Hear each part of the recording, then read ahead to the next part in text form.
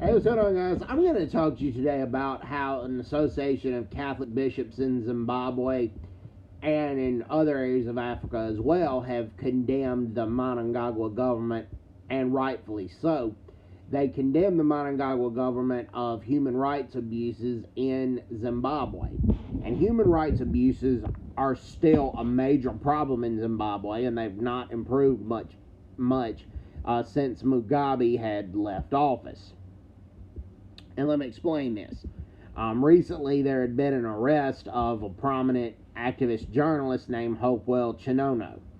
And other journalists had taken a look at his Twitter and his Facebook page and all these other things, and there was no evidence that Hopewell Chinono had incited violence or incited rebellion, in spite of Hopewell Chinono condemning the Mnangagwa administration of human rights abuses, of cracking down on dissent and arresting prominent protesters and prominent dissenters, and then some of those protesters and dissenters were raped and abused while in prison. And Hopewell Chinono, it seems like he's going to be denied bail as well. And this is just an ongoing crisis in Zimbabwe, with arresting dissenters and claiming they're inciting violence when all they're making is legitimate criticisms of the current Zimbabwean government. And prime example, the Zimbabwean government had said that there's not an economic crisis. Well, inflation has increased to 840% this year alone.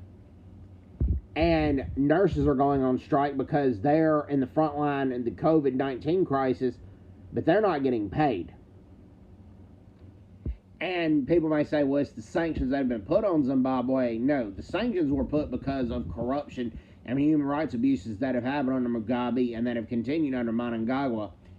And the ZANU-PF leaders, including Mnangagwa, are able to still live luxuriously in spite of the sanctions.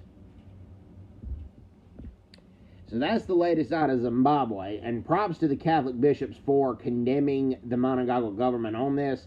The Mnangagwa government called this condemnation letter an evil message, and that it was meant to stoke Rwanda-like genocide, which is utter nonsense, by the way. So, hope everybody's doing well. Take care. God bless them. Bye-bye.